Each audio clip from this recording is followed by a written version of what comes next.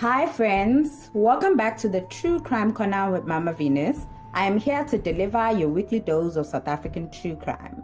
If you are new here, then it's just welcome. We are on the road to 1,000 subscribers, so please go ahead and click the subscribe button if you haven't, just to support the channel and to easily access my videos. Okay, now, before we get into this week's case, I hope everyone is doing well so far. If not, please feel free to use any of my videos to take your mind off things for a little while.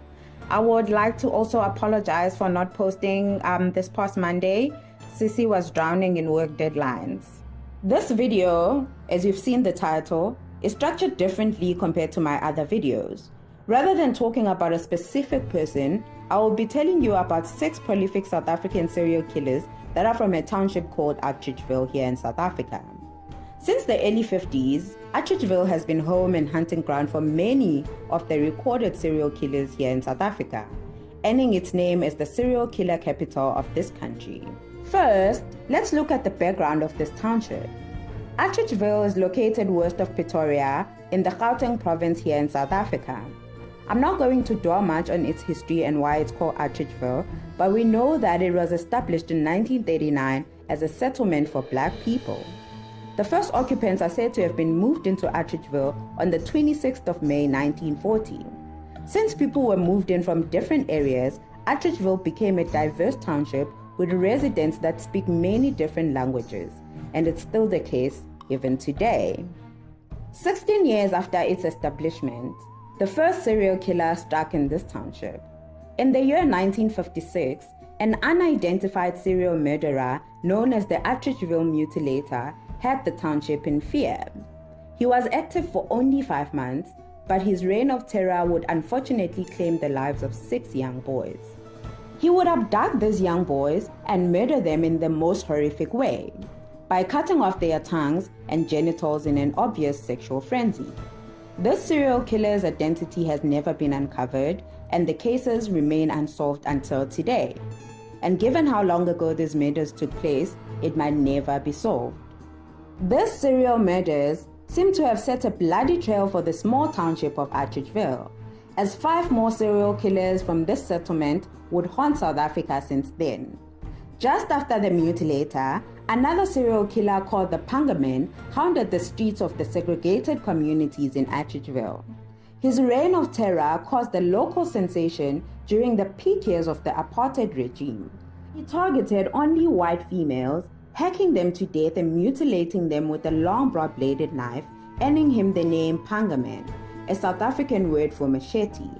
His crime spree claimed the lives of 16 white women in the strictly segregated communities of Atteridgeville.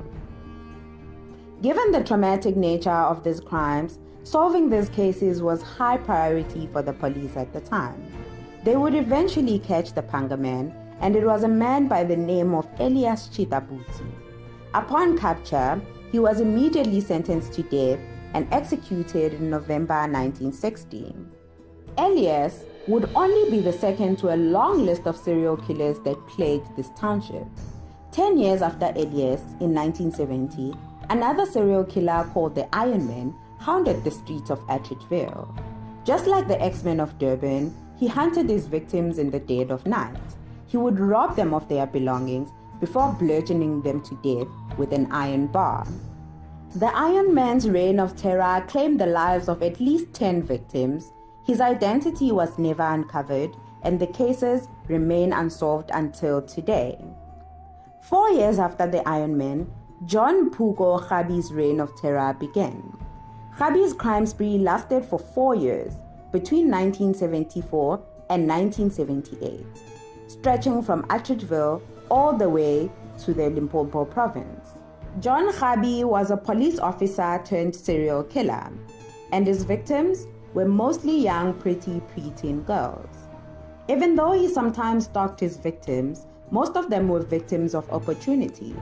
He would lure them into a secluded area where he would proceed to sexually assault them and cut their throats with a sharp piece of corrugated iron. He sometimes mutilated his victims, cutting body parts or pieces of skin and keeping it for himself. It is said that he committed his crimes solely for sexual satisfaction. and would use these body parts or pieces of skin to arouse himself. His crime spree claimed the lives of 6 young girls, leaving behind grieving and heartbroken families. He was only 35 years old when he was sentenced to death by hanging in June 1979. About 3 years after Harvey's execution, another serial killer named the Beast of Atteridgeville surfaced. Between 1982 and 1989, young boys in Atteridgeville would again be a target to a man with sick and twisted intentions. He would abduct these young boys, sodomize, and then either strangle or stone them to death. His crime spree claimed the lives of 12 young boys, but it would come to an end when he attacked his 13th victim, who fortunately survived to tell the tale. This tale would lead to a man by the name of Johannes Machiane, who was a convicted murderer. He had served a prison sentence from 1977 to 1982 for the murder of his girlfriend. Upon his release in 1982, he immediately began sodomizing and slaying young boys. When the police learned of his identity in October 1989, they went to arrest him. This arrest would not take place though, because Johannes jumped under a moving bus during a chase down with the police, and he died immediately. Once again, Atteridgeville was a little safer for young boys. During this time, another serial killer was warming up for his first murder. Between 1987 and 1989, Moses Sithole, who would later be named the ABC Killer, had started sexually assaulting women in Vosloorus. He was arrested in February 1989 for a sexual assault, but was released in 1993, determined to never go back to jail for sexual assault again, because he will make sure that none of his victims survived to tell the tale. He began his killing spree in Atteridgeville, proceeded to Boksburg, and ended in Cleveland between 1994 and 1995, claiming the lives of at least 38 women. He was caught and arrested in October 1995, and he was sentenced to 2,410 years in prison, with the possibility of parole after 930 years. He will spend the rest of his life behind bars. Moses Sithole is currently serving his sentence at the maximum security section of the former Pretoria CMAX. It is now known as Kgosi Mampuru CMAX prison. I have done a video on Moses Sithole. I will link it in the description box below if you have not seen it. Okay guys, that is it from me today about Atteridgeville, the serial killer capital of South Africa. Please let me know any of your thoughts and opinions in the comment section below, and if you want me to do a video on any of the 4 other serial killers. I've done some further research on John Puko Harvey, so the next video will definitely be about him and his crimes. It will be up in the next few days.